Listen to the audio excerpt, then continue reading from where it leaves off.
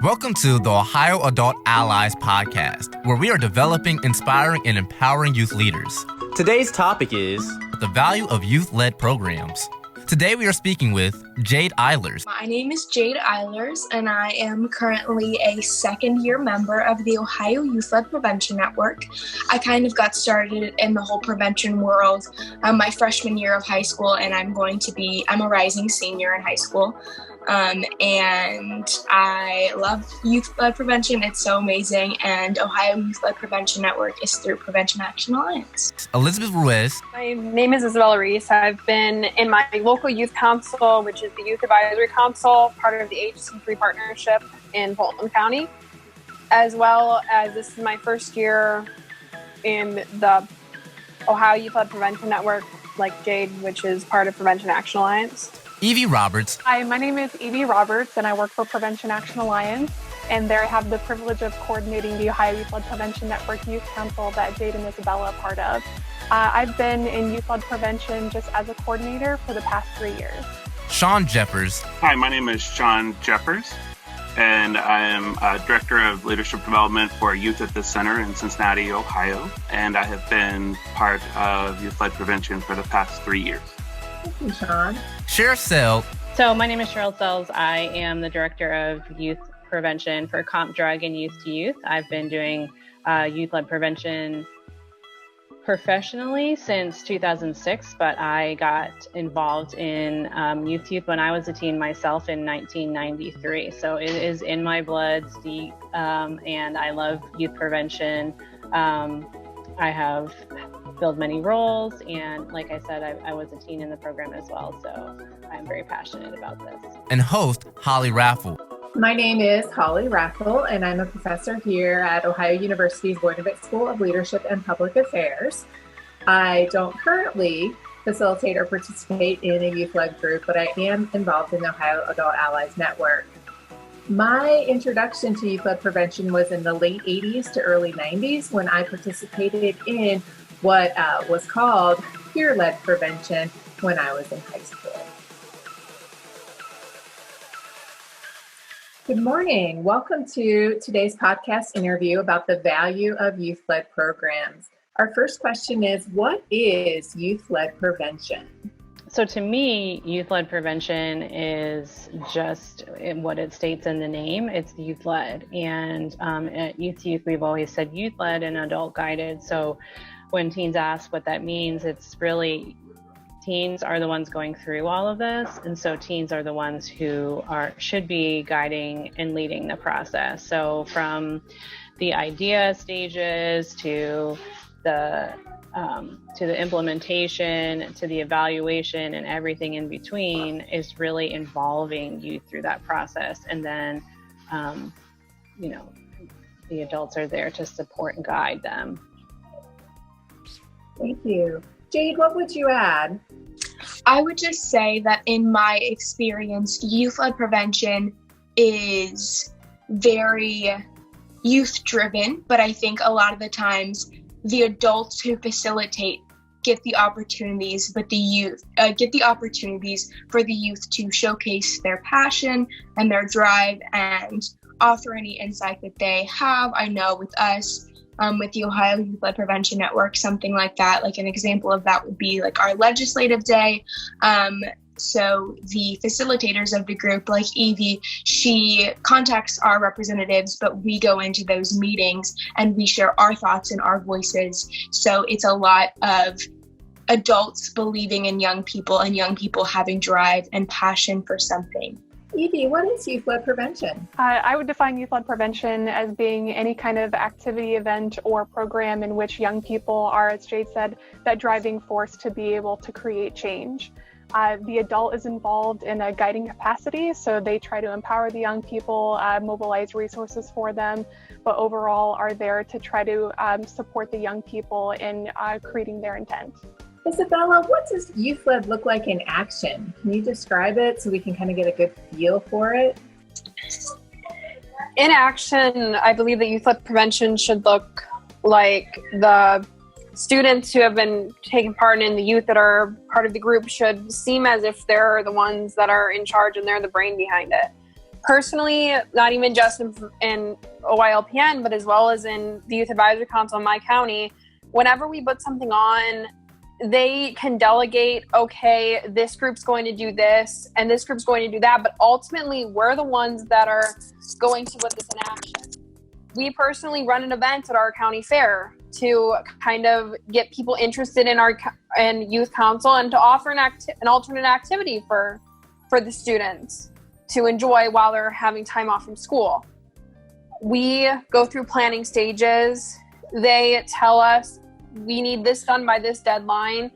And ultimately, while they're there, while the adults are there to guide in action, a youth-led prevention group is ultimately everything is executed by the youth. So I think for us, we think a lot about that old saying of like children should be seen and not heard. And we want to really flip that on its head and say, we really think young people should be seen, heard, and valued. And we know there's a number of spaces like, school boards get together and they make policy about young people, usually absent of young people being involved in that process. And so when youth-led is in action, it flips the script from maybe our traditional models and puts young people at the center of the conversation and say, what has your experience been and how do you positively want to impact your surroundings? And young people then feel equipped with the skills to move that plan forward. And I think as an adult in that role, my job is to help facilitate what those ideas are, sometimes to navigate relationships or help them break down barriers that could be in place or that could be preventing their plans from being in place. So how is youth-led programs different from like a volunteer opportunity? Well, I think the biggest piece is that it's the ideas of the youth as opposed to the adults going to the youth asking for delegates or volunteers. It's really the youth being able to have those ideas and feel empowered to do something, to take action, to make a change, to be a part of something bigger than themselves. And the adults really saying, okay, I hear you. I want to help you to get there. Versus being a volunteer who's like, can somebody please do this for me? Or I need somebody to do this, where the adults are really the ones thinking of what they need and what needs to happen and just asking youth to do that. I think with youth led, it's really all about the youth seeing that need and giving them that opportunity. Volunteer opportunities can often become more of like voluntold rather than something you actually want to be involved in. With youth-led prevention, it's a lot of times kids who are very passionate about what they believe, whether it be prevention with drug abuse or borderline mental health issues or suicide prevention. No matter what you're passionate about, they all kind of band together and they have a similar mindset about it. While volunteer opportunities are usually different people with different ideas, different beliefs, very different backgrounds that are sometimes don't even care about whether or not the task is done or whether or not it's done efficiently or whether or not it's actually going to have a lasting impact. Jade, could you tell me what the role is of an adult ally in youth-led programs? Yes, so I think my adult ally would definitely be Evie and all of the facilitators at Prevention Action Alliance, but I think the role of that is someone who can help support you and let you try things multiple times. I know sometimes I'll respond late to a text and Evie never lets me feel bad about it. She's like, do not apologize because I am, I'm doing this out of passion, out of drive, and she's just there to help me and encourage me and support me. So I kind of think of it as someone who really loves you, but also fights for you, kind of like a mom in a sense. But yeah. I do agree with Jade that the roles of the adults are to support the youth. Personally, what I've noticed from the way that our youth group works is that in our county level is that while the adults do have a say, it's a lot of the times decisions about how we're going to do it is up to us. We have a leadership board because our group is about 40 to 60 people a year. So we've developed a leadership board. the leadership board works with the adults when it comes to planning the meetings, planning what we're going to be doing, or even this year, how our meetings are going to look like in the future. And ultimately, the adults are there to guide and support, which they always are. But they even tell us when we're working on projects that they can't make any decisions for us because it's up to the consensus of the group. Ultimately, they're there to guide and they're there to support, but an adult ally is definitely someone who does that and honestly is willing to step back and let the youth take good control of the situations. I'll answer this a little bit of, kind of my interest in this work is, so when I was in high school, I wasn't part of necessarily youth-led prevention, but I was part of scouting. And in Boy Scouts, you have a limited amount of time, either till you're 18 or 21, depending on the program, to make an impact. And I think oftentimes as a young person, if adults are stepping, and taking control and not really allowing young people to lead, that really limits opportunities for our young people. And so early on in my scouting experience, I had a scoutmaster who was much more controlling and didn't really allow the young people to lead. And then there was a shift in leadership, and the new scoutmaster came in, and it was so much more open. And so I think that example for me is really how I try to model my leadership, is knowing when I was young that I appreciated that ability to feel that someone genuinely wanted to know what I was thinking and what I had to offer, and really supported that and encouraged that. And so I think that's, for me, is for adults who are part of this work, is really to understand what's your motivation to be part of Youth Led.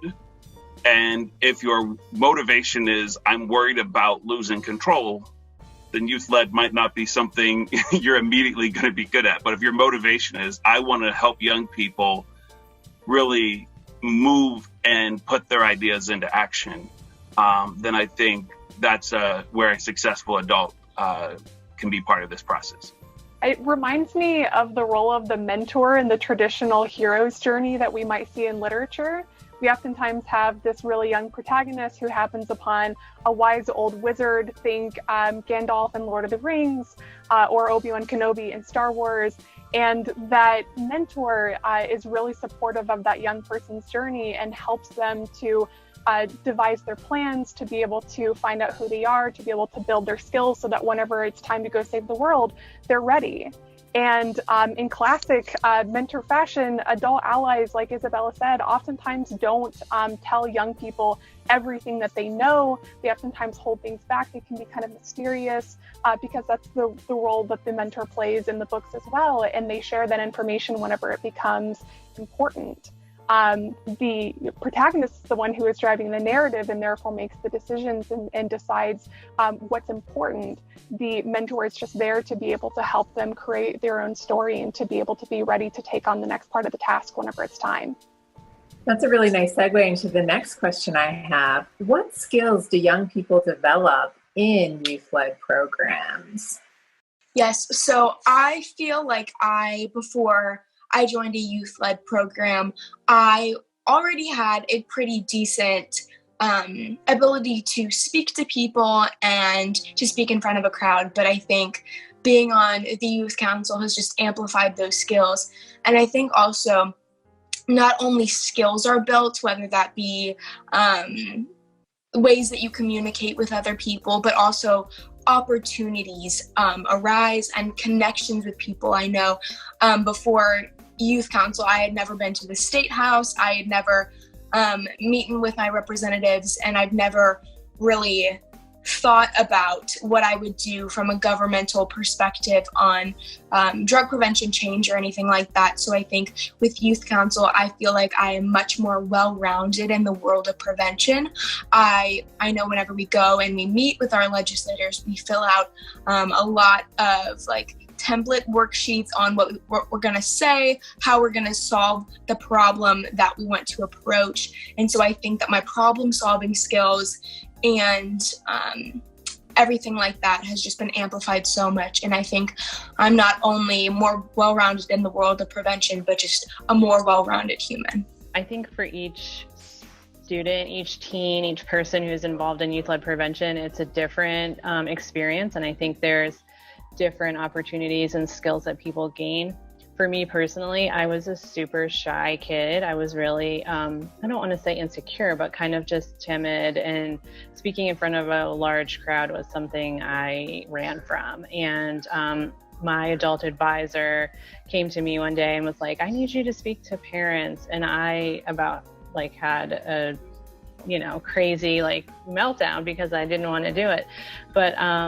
But he believed in me as an adult ally. He believed in me, and he showed me that I had that in me. And I think if it weren't for him, I wouldn't have challenged myself. And so now here I am speaking on a podcast, and I run summer conferences with 600 people, and I never, as a 13, 14-year-old teen, would have ever thought that I would have been involved in something like that. And so that was a huge takeaway for me, is just the belief that an adult had on me, that I had something that I didn't see at that age, and then how I was able to then explore that because of that belief and that encouragement. And so along the way, leadership, communication, just people skills. And then of course the obvious, as Jade mentioned, I think learning about the field of prevention and what we can do to make a difference. I think so often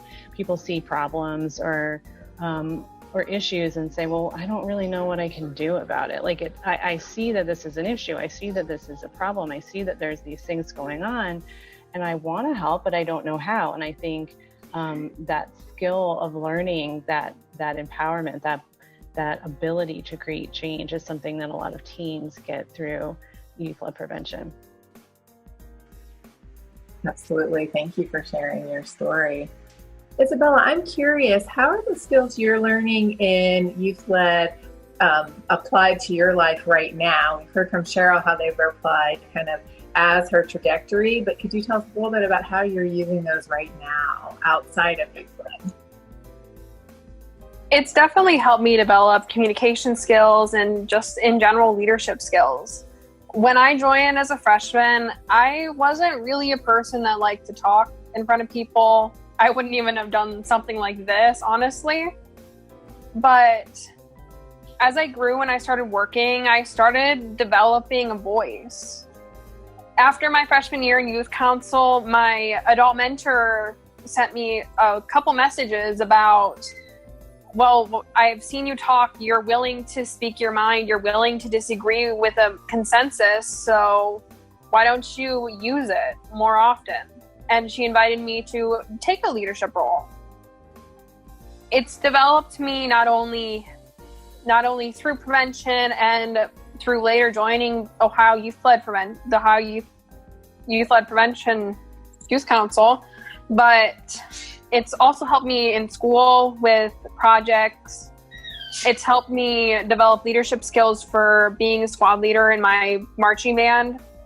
And communication skills with me have grown. I've been able to speak to members of the government, to even just teachers and the school board members with a lot more ease than what I would have without having some sort of background and platform to learn any of these skills. Sean, what type of person is our youth-led programs designed for? Yeah, I think youth-led programs can be for all young people, but specifically when we talk to schools about some of our leadership development opportunities, most schools hear the word leadership development and an image pops in their head of they want the student who is comfortable already speaking in front of others, who is comfortable being out front, kind of comfortable taking a leadership role. And let's be honest, most schools are risk averse, so that's a student who's not going to necessarily embarrass the school. And they nominate those students for leadership opportunities. And I think what we've heard, from Jade and Isabella and Cheryl is that when an adult notices something in a student who maybe isn't already innate or natural for them, how much that can really lift them up and really help them grow in that sense. And so I think that's one of the things we've started to shift our conversation.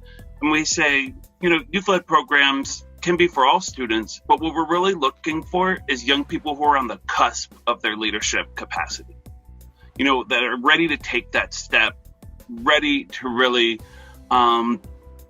ready to find different ways to lead. And I think it also challenges us as adults that we need to think outside of traditional leadership structures and leadership styles and recognize that introverts can also have an important leadership role to play.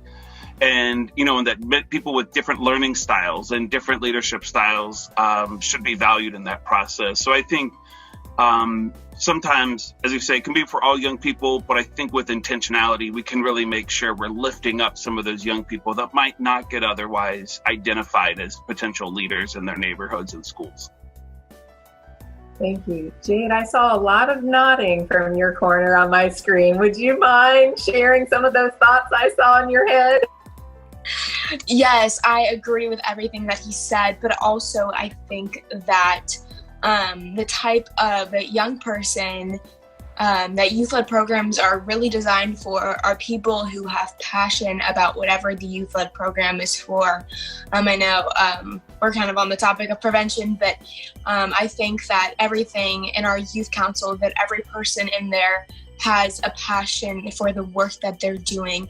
And so I know I'm an introvert, like he said, like youth-led programs are designed for, I feel like it's what you make of it in a sense. So it's almost like anyone can join, but there are certain things that help in a sense of like, oh my goodness. But I think that it's what, I'm so sorry, I just lost my train of thought. But I think that what he was saying was a lot of people are discouraged from encouraging the people who might not speak out as much. But I think that the people who don't speak are the people with the most to say because they're thinking about it for so long. Because I think sometimes we get so distracted by the people who are first to raise their hand, but the people who are sitting and stewing on these ideas have so much more to offer, but they just need a little bit of a push to really be encouraged to speak their mind and have an environment to feel comfortable. So I think youth-led preventions are designed for anyone who has a passion, but I think it's up to the adult allies to sometimes recruit those people and do a little bit of digging because so many people have so many amazing things to say, but they might not have the opportunity. Thank you very much. And Evie, you work for an agency who's designed a program statewide. So tell me, what type of young person is your program designed for? So I guess I would say that the Ohio Youth-Led Prevention Network is designed for young people who are really ready to take their advocacy to the state level. For some young people, it might be that, like Isabella, they've been involved in their county level youth-led prevention group for a while, and they're really excited to be able to come to the state level and to be able to utilize those skills on a greater scale. Or they might be like Jade, who hasn't found anything satisfactory in her local area, but is so passionate about prevention that she's not going to take that lack of local access to limit her. And so she's going to find the first opportunity to be able to empower her to do that. And I just so happened to be able to run into her whenever she was ready for that. I'd say that we do our best to try to find young people who have a potential energy that is all coiled up inside of them and just ready to be turned kinetic, to be ready to be launched onto the world in a way that allows them to make a positive impact. And whether that be through public speaking, which we focus on a lot, or strategic planning and data crunching, which oftentimes is the less exciting part for some people about prevention. We find young people who are passionate about that as well. And we look for what's in it for them to be involved in youth-led prevention, and how do we make the most of their talents in a way that satisfies both our program objectives and their personal goals. Absolutely. Thank you. Cheryl, we've heard a lot about these amazing young people and the knowledge, skills, and attitudes that they continue to hone and enhance through youth-led programs. But how do communities benefit from youth-led programs? Well, I think in a variety of ways. I think schools benefit from having students who are more involved, more interested about topics, more willing to volunteer and take initiative and leadership within the school, and almost inadvertently serve as like positive role models amongst their peers. So I think that's on a school-wide level in the community. But I think also just as a whole, I know this might sound cheesy, but I think with youth-led prevention, you're really developing youth into positive young people in general. So they're almost becoming just better community members as a whole, future leaders, future teachers, future police officers, future government officials, future agency members and directors and things like that, you know, they're learning these skills and then they're not just using them in their youth-led prevention group, they're incorporating them, I think, into their everyday lives, which in turn is making them just, you know, better people. And not that they weren't good people when they came into the program by any means, just they carry the lessons that they learn with them wherever they go. And I think that is just a simplified way that they're enhancing the community. But I also think, depending on the projects, on the youth-led initiatives that they're taking within their group, they are then in turn helping to make that community a better place. So whether that be, you know, changing norms, or whether that be working on policy changes, or, you know, just making the community a safer place, educating the community on issues and what they can do. I think all of that is just a few ways that they can help enhance their community and make their communities stronger. Absolutely, I appreciate that. Isabella, you've talked a lot about your group in Fulton County. Can you talk a little bit about how Fulton County is benefiting from your youth-led group and your peers? It definitely helps make our county officials and even just the school boards more aware about what's going on. We personally decided 2 years ago to do our project on going to school boards and talking about them about the issue of teen vaping and adjusting their policies to reflect the change in what young people are using. Because we have the ability that we're able to take data assessments every 4 years, I believe. We've had that opportunity and we've used it to our best advantage when it comes to fighting what young people are going through. They benefited because a lot of times these adults don't know what we're seeing. They either are arrogant or they don't give us an opportunity to speak normally. And that shows when you talk to a school board and you show them what a vapor product actually looks like, and they have no idea what they're looking at. They were surprised about it. There were stories of school members and staff members of other schools in our area that thought it was a thumb drive. From a prevention point of view, that's not okay. And youth offer a different voice than what adults can, because adults can say things, they can say what youth are going through, but sometimes it's not effective enough for schools or for even just community members who are more interested when youth come to them and say, this is the problem we're having, this is what we're going through, and we need your help because we can't fight this alone. And that's how the community benefits, because of what we've done in our county, the school boards have adjusted their punishments and for when teens get caught using vapor products in school grounds. They have adjusted their drug testing to contain nicotine, and they've also even added the specific wording of vapor product to their tobacco rule in their school handbooks, which we count this as a big win for prevention in our area.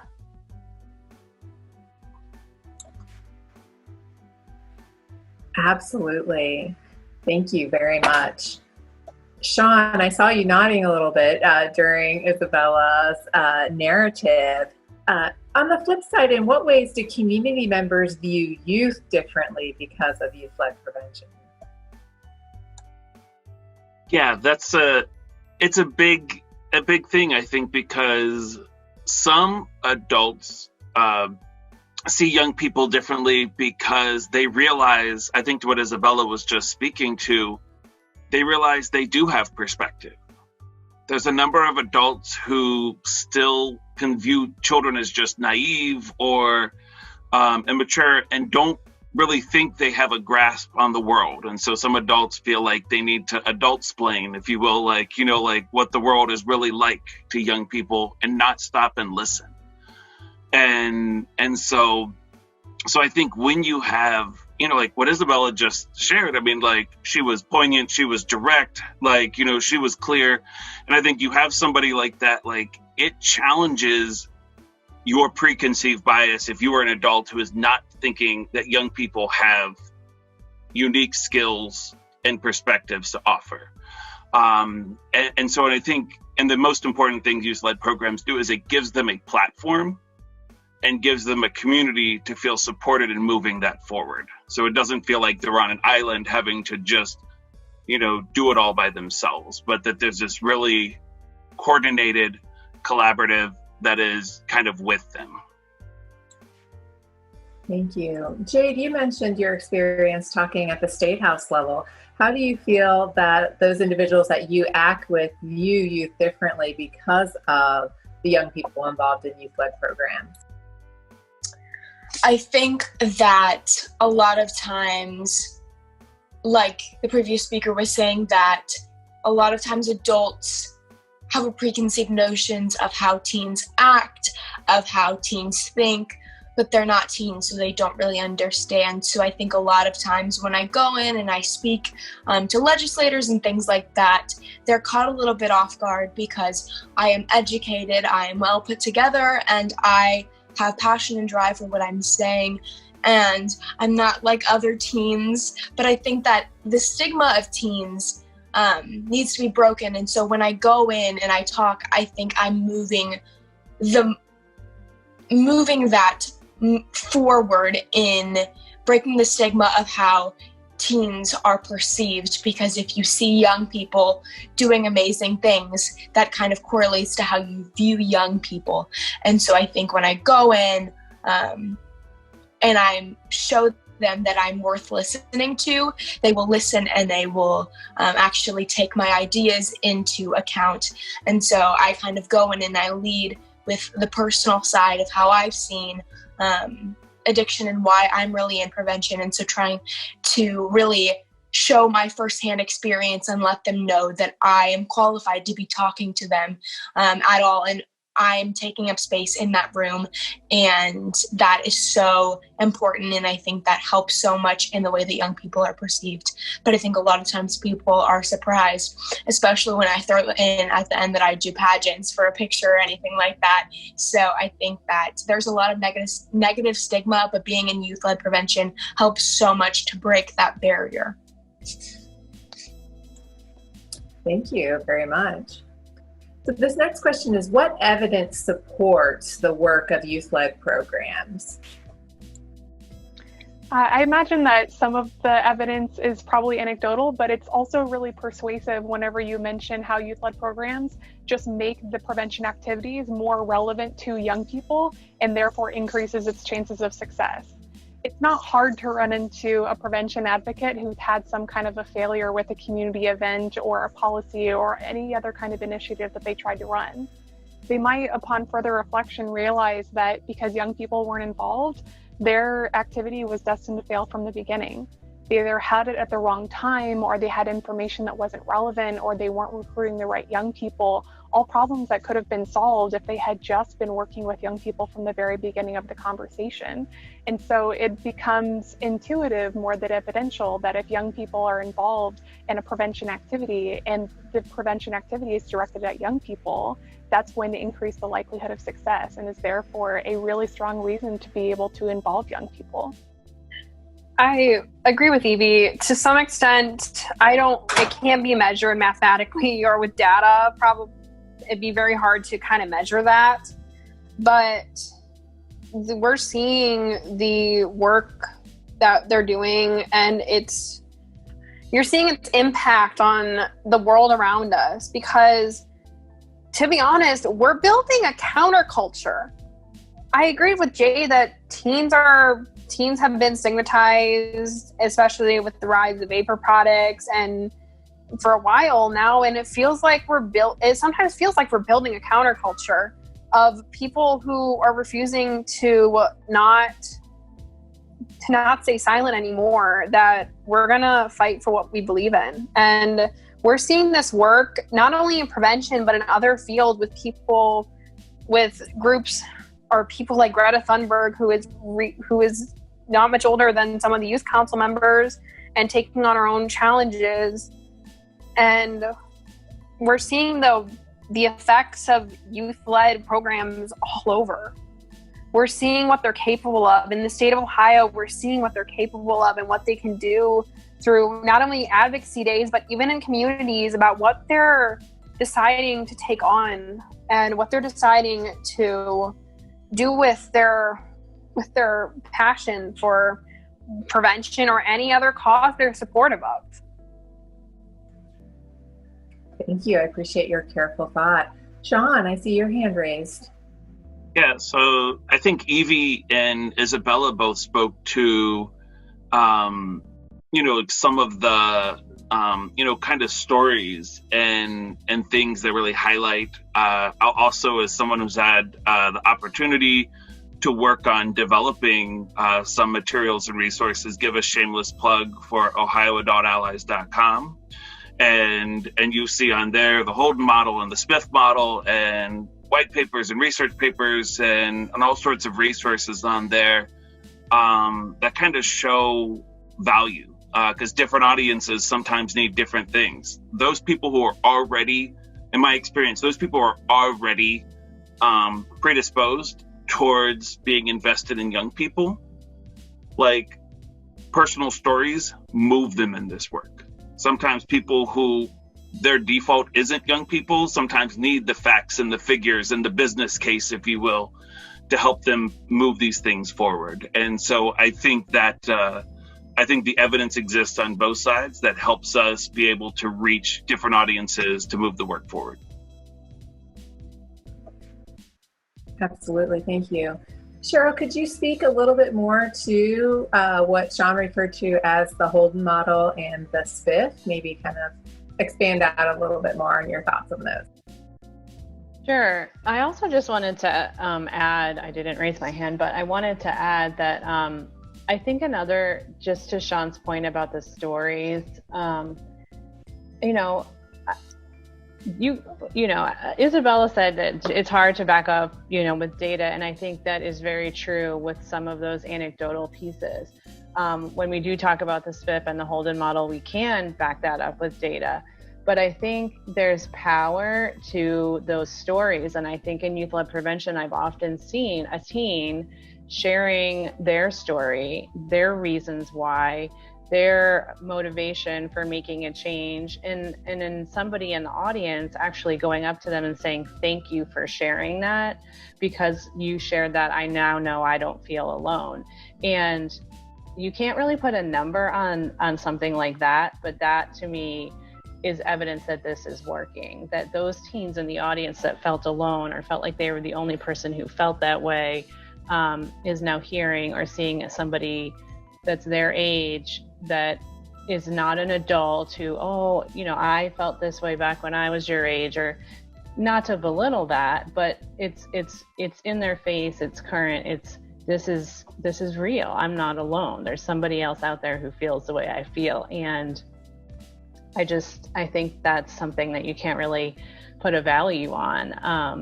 And it's hard to document that in data format. But there are ways to use data to show the evidence behind what we do. And I think the Youth Empowerment Conceptual Framework and the Strategic Prevention Framework are two great ways that we've been able to involve youth in that data collection, in that proof, in that evidence that what we do makes a difference. So involving youth and looking at what makes a youth-led group a working, strong, effective youth-led group through using the youth empowerment conceptual framework. And then once you have that really strong group, now they are in a really good position to be able to create that change. And using the strategic prevention framework to look at data, to make a plan, to implement that plan, and then evaluate that plan is now showing a difference that you were able to make in your youth-led work, which I think for a long time, people in this field didn't think was possible. It was, well, we do, look at all these kids we have, and this is how we can make this change. And that's true, numbers do speak, but I think the data now, to put another shameless plug in, thanks to the work of the Voinovich School at Ohio University and in collaboration with Prevention Action Alliance and Ohio Department of Mental Health and Addiction Services, we've been able to kind of implement that within the state of Ohio and really prove that what we do is making an impact. And here is a data-driven approach to doing that. Absolutely, thank you. Isabella or Jade, would either one of you like to talk about the strategic prevention framework and how that has demonstrated the power of youth-led prevention in your communities? So we've worked with using SPIF since I was a freshman and far before with our youth council. We have a grant that requires us to do a yearly project. This would not be accomplished without the use of SPIF, or else it would be a massive train wreck and we would never get anything done. It helps us to map out our goals and what we want to accomplish. It helps us to figure out, okay, we're doing this project or this project. What is the benefits of this? What is the benefit of that? What age group are we going to try to reach? Who are our target audience? What could the effects be? What could adverse effects be? What are some challenges we might face in accomplishing that? And ultimately, how much of a lasting impact is this going to make? We have this little triangle. I don't know if I'm sure some of you have probably seen it, of different levels of what and of how much of an effect that certain projects or certain ways of going about something will work.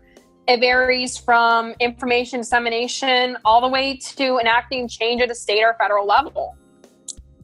We've used this in our youth council. We've used it in Ohio Youth-Led Prevention, and it's helped to get our projects off the ground. It helps to keep us on schedule, to keep us on track about what needs to be done every month. And it's an effective way to get things done, or else I don't believe without the model of planning, we wouldn't necessarily get things done as well as we have. So what entities support the work of youth-led programs? Jade, where have you seen tremendous support for the work that you all have been doing? I think a lot of the support comes from people with the same belief about what we're doing in regards to prevention. I think a lot of support comes from adults who have seen or kind of are reminiscing of the past and wishing they could have done something before. And so I know like my mom and a lot of her friends and things like that, like love what I'm doing and stuff.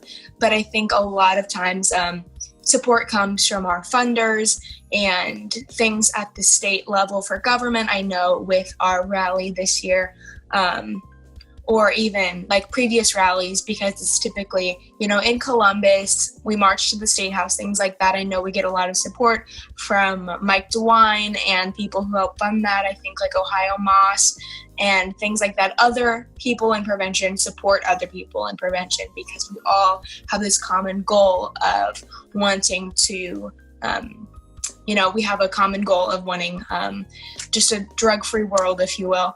And so I think a lot of times, sometimes we can get a negative outlook, but it's because people don't necessarily support the idea and not necessarily the group. But I know people with similar mindsets and beliefs support our kind of work, and people with the means to support of our funders, like I said before. But yeah, that's what I know of. So.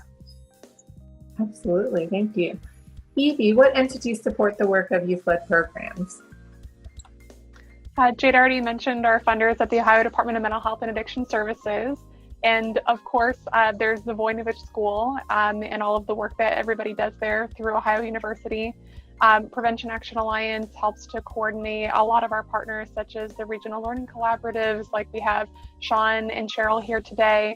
But then there are all of these, community coalitions or youth-led prevention groups who offer support to one another by either offering resources or letting one another borrow different kinds of designs, trading applications and policies and consent forms just to be able to offer examples and templates of what one another can do. And then, of course, we also get a lot of support through the federal government through their drug-free communities grants, which has helped to build up an incredible infrastructure in the state of Ohio, because a lot of those community coalitions are still in existence. So they'll receive their 5-year grant, and then they'll complete their second 5-year grant. And then by the end, they will have hopefully found sustainable funding to allow them to continue creating community change. And then they become support and resources for other drug-free grantees to be able to continue doing that kind of work, such as utilizing the strategic prevention framework to be able to do their work in building up youth-led prevention groups, and then getting them connected to things like the Ohio.Allies and the Ohio Youth-Led Prevention Network, so that they're able to build up those additional skills needed to be able to continue making community level change. Absolutely. So kind of harkening back to Jade, you said people in prevention support prevention. And I saw, Cheryl, you kind of shook your head to that. Would you have something to add there? Yeah, I was just going to add, obviously ditto to what Jade and Evie said, I think is so true, but just proof of people supporting. Youth has been around since 1982, and that is a lot of years of teens who went through the program. And so a huge entity that supports our organization is our alumni base. As I mentioned, I was a teen in the program, and now I oversee the work that we do. And I think what we're seeing is not everybody gets to be the director of the program that they worked for or that they were a part of when they were a teen, but they still want to find ways to be able to give back to something that meant so much to them and made such a big impact in their lives. And so we often call on our alumni for support, or we don't even have to call on them. They just reach out and say, how can we help? How can we volunteer? How can we be a part of what you're doing? So there's lots of people who were affected by this. And on the flip side, the agency that we work for is not only a prevention organization, but we do prevention through treatment and aftercare and recovery. And so we see that a lot of people who are going through treatment and have been in recovery are also very supportive of the work that we do on the prevention side, and are thankful for what we do. And so I think anyone who's been touched by substance use or mental health,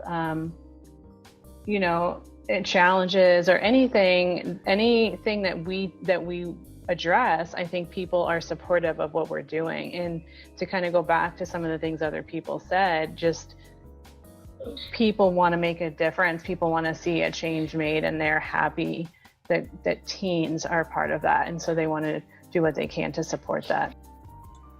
I think it's not only just like people involved in prevention. Of course, it's a given. Like we work heavily with our parent coalition, as well as our county health department and the Adams board as well. But it's even just community members, people in the government who don't necessarily have a background in prevention. We got an opportunity to speak to the mayor of our county seat, as well as a member of our county's council. And they were really interested in what we had to say. We proposed an idea to set up a rule on our county seat about tobacco products being sold in an area and within so many feet of a school, which we found there were a couple things I believe within 100 feet of the school that sold tobacco products and had been flagged for selling to a minor. And we got support from the city of Wauseon, which is the county seat in Fulton County, if you didn't know that. We got support from village councils here where I live in Archbold. And not only that, we get support from community members and from school boards and principals. If you don't mind me bringing up the story, after we spoke at Evergreen, which is a small school here in Fulton County, after we spoke about the issue of vaping in our schools, the principal actually contacted our our adult ally and told them and asked them if our students could come in and speak to the school about it. And we could educate the staff members about what to look for.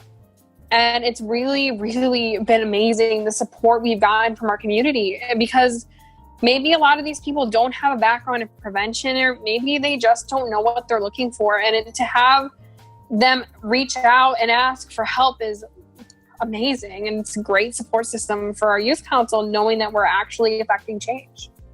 So my next question is how are youth-led programs sustained? So I think one way they're sustained is through all of the entities that folks just mentioned in the previous question, that through the Ohio Adult Allies and the Ohio Youth-Led Prevention Network, creating these coalitions and collaborations that are happening, and that this work isn't just happening in isolation, but really trying to say, even though not every youth-led program is focused on the same goal, that all of them are using a similar process and trying to do that in different parts of the state, and trying to move work forward to make all of our young people feel more equipped and empowered, and have our communities ultimately be healthier places for people to live and to work.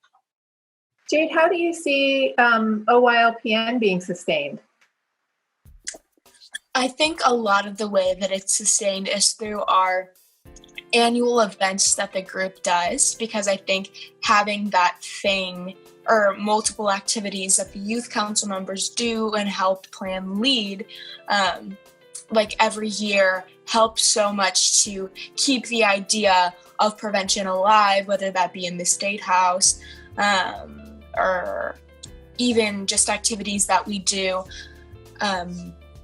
like the rally. I know every year we have it, and so I think having that positive, really fun youth-led activity helps to sustain not only the idea of prevention, but Ohio Youth-Led Prevention Network as well. And so I think always having positive and scheduled events that we're doing to keep the idea fresh and in the minds of people help sustain the group, their message, their morals, and their identity. Thank you. And Evie, what forces do you see that are involved in sustainability of youth-led programs? Funding is huge.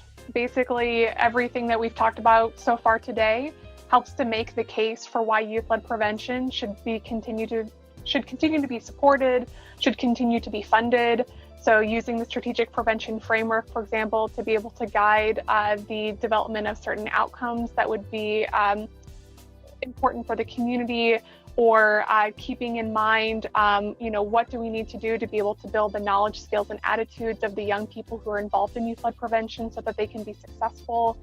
Even the adult ally as being kind of this linchpin who holds everything together so that they can be this consistent force even while the young people rotate around them every couple of years. It's all to make sure that they're able to keep a certain group of people happy enough that they are willing to continue believing to them, to the effect of lots of money. So it sounds kind of cynical, but that part does need to be said, because of course, if we can't justify our existence, then it's their duty to be able to find something else to do with those tax dollars to be able to make a positive impact. If you were to summarize the value of youth-led programs in one sentence, what would you say and why?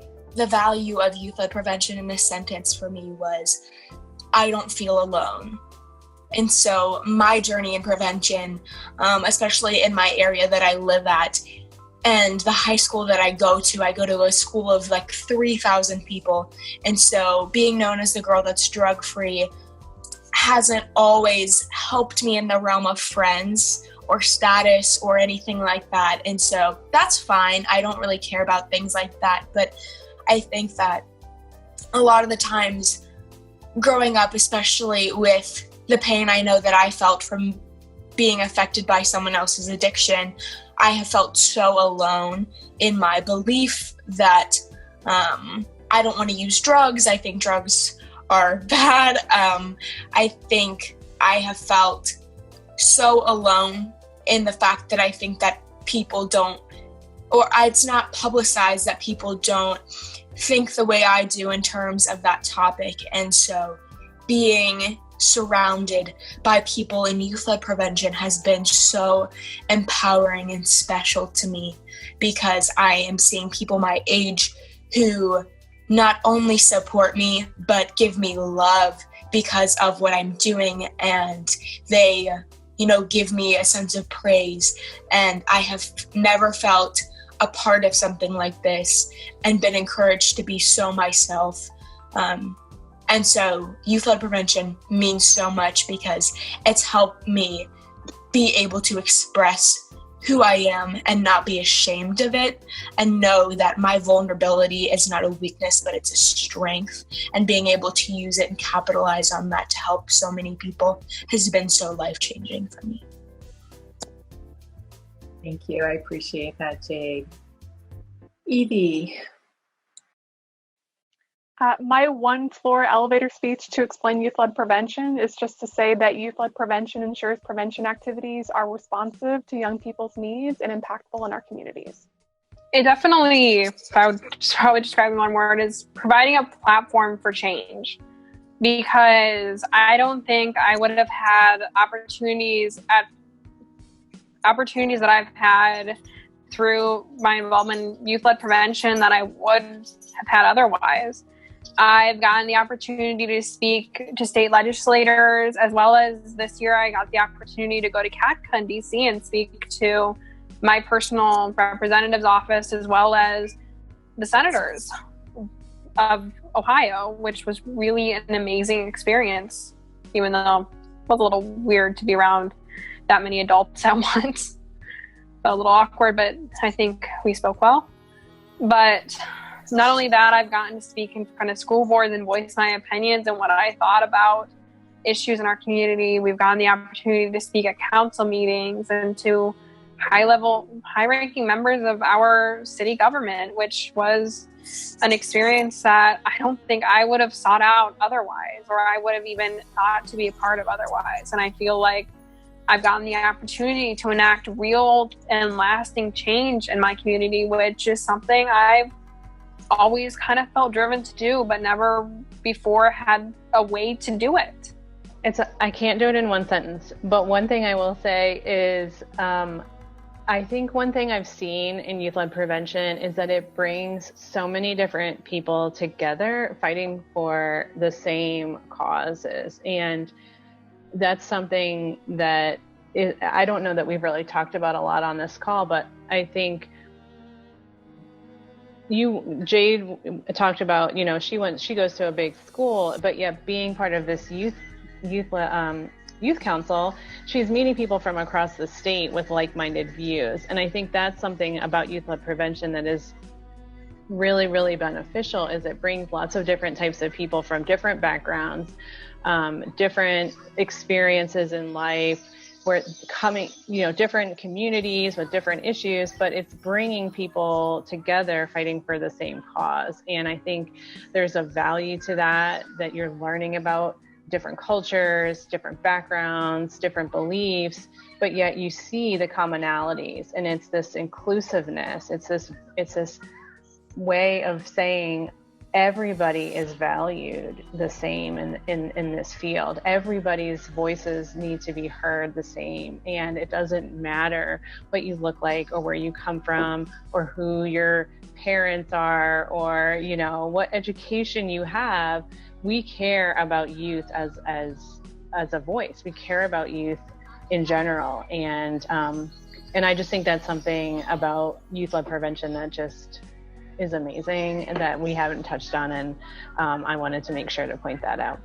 I'm gonna actually, my sentence kind of picks up where Cheryl left off, and that was that, thinking about the one sentence, and it kind of encapsulates some of the things I said earlier, but it was having young people be seen, heard, and valued in a way that they can positively impact their surroundings. And I think, and that's really our goal, is that when we help young people in their teenage years feel like they are part of the process to create change, that's something that makes an impact now, but also stays with them and helps them make an impact, hopefully throughout their life in meaningful ways.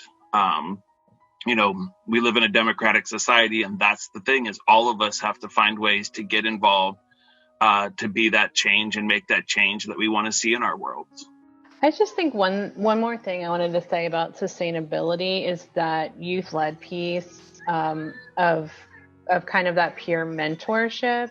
And when you have, upperclassmen who are really strong leaders, they are kind of almost in an unspoken way, or sometimes spoken, responsible for really kind of passing that torch to the underclassmen. And so when you have high schoolers who are kind of mentors to middle schoolers, and middle schoolers who may be mentors to elementary school students, that is sustainability, because they're showing teens who are younger than them, you can be doing this too.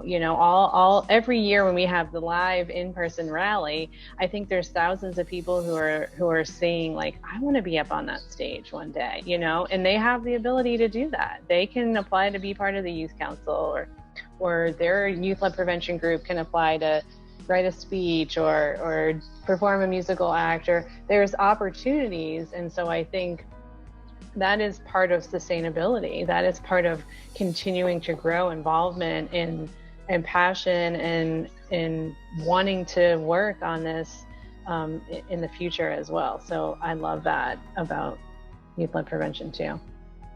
I think just something to add to what we had said about like what kind of youth it attracts is that, from what I've seen, it attracts all kinds of people, and it attracts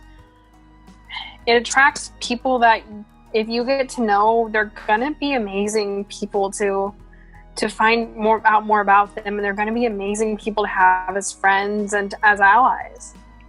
Personally, in my local youth council, I have a couple of friends from other schools that I've met through the Youth Advisory Council, and they're honestly some of the most interesting types of leaders I've ever met. Me personally, I tend to be a more vocal person. I tend to have a habit of being the kind of leader who make themselves very clear. They're very strong spoken, and oftentimes, if you're possibly a more sensitive person, I come off as rude sometimes to people, and I've been told that by them. I've gotten the opportunity to work with a friend of mine. She is a very much an introvert, very soft-spoken person, but she's an amazing leader that she's grown into. Both of us, when both of us joined youth council, we didn't talk at all.